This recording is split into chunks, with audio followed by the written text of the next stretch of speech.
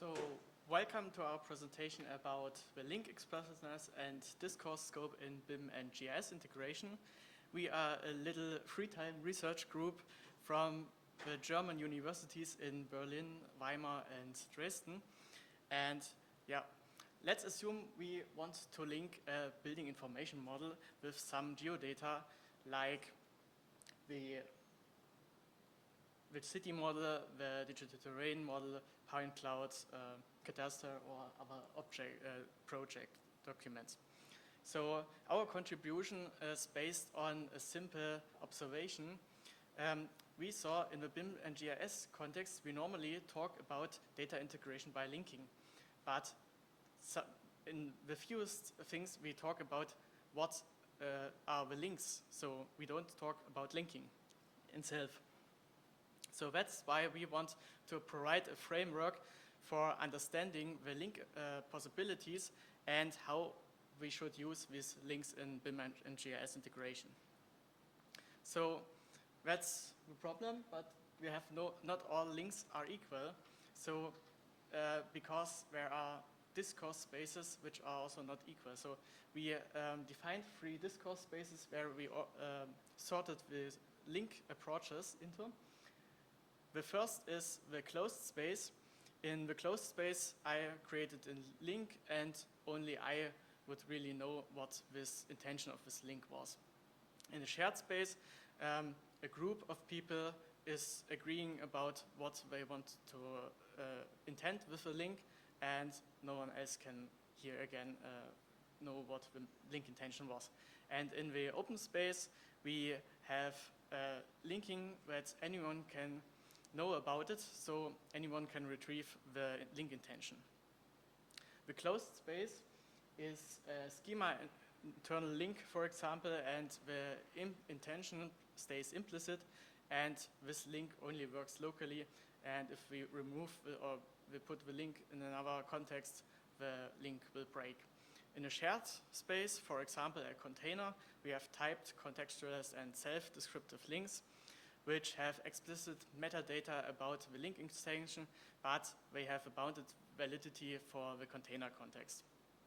And in the open space, where we are using URI references and from ontologies and vocabularies, so here we can use an externalized link extension intent.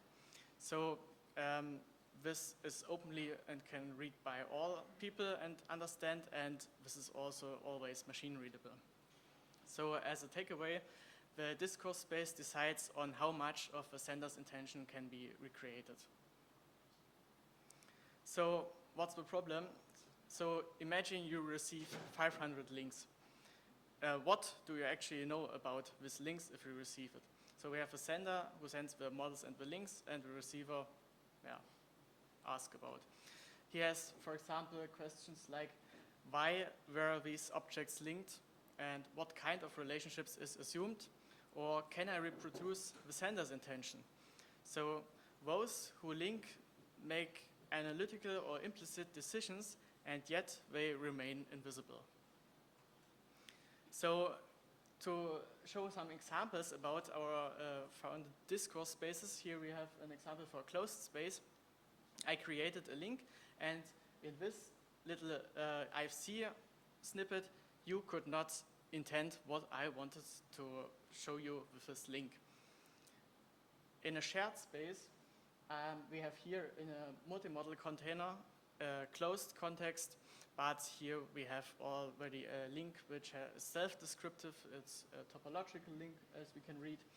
But if we move this link outside of a container, also the intention of the link could not be recreated.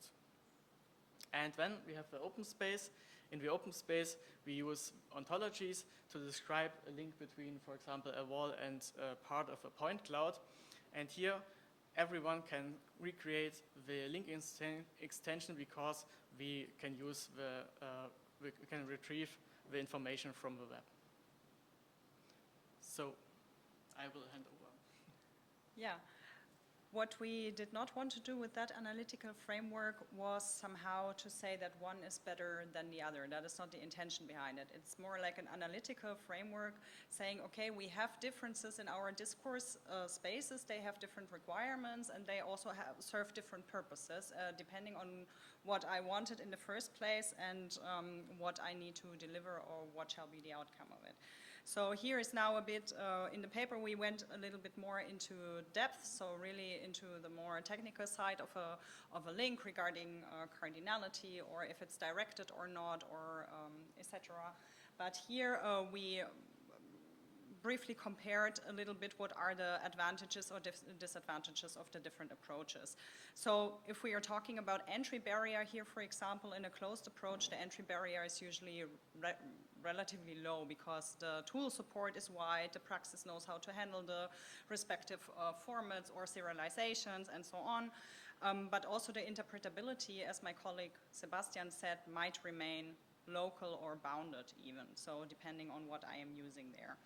Also, these different criteria that we have put here, they are not independent from each other. Of course, the entry barrier is low, so the tool support is also high, right? So because the implementation is easier maybe, or the understanding is more broad. But might also be that the long-term reuse, because of the implicit intent that is not being made explicit, is not being preserved over time, let's say. I want to, because this is not research that stands isolated here, but over the last years we were already working on this topic in terms of BIM and GIS integration. For example, last year, that is what the work is also a bit based on, we published something with the linked data in architecture and construction workshop, where we were actually really well defining the different link types that BIM and GIS integration, BIM-GIS data sets, if I want to contextualize them, how they should be expressed. For example, that's what I brought the examples here. So usually two data sets, if we want to contextualize them with each other, then of course they need to have geographical operations, because they might be in different EPSG codes, they might have a different coordinate reference system. So if I want to contextualize them, that means I also have to give the link, the meaning, like how do I get from one to the other. So that is, for example, one part. Then also, of course, topological relations. So I take the geometry of the different data sets, and that's somehow how I link them by topological relations, like this is within the other one, the building is within the cadastre, and so on. And then that is maybe the most interesting one from my point of view, is that that it's always necessary to reference sub-data sets. So if we think about surveying and if we think about point clouds, we are not creating from one component that I have maybe in my BIM model. I'm not creating 1,000 links to every single point in a point cloud, which is referring to the subset there.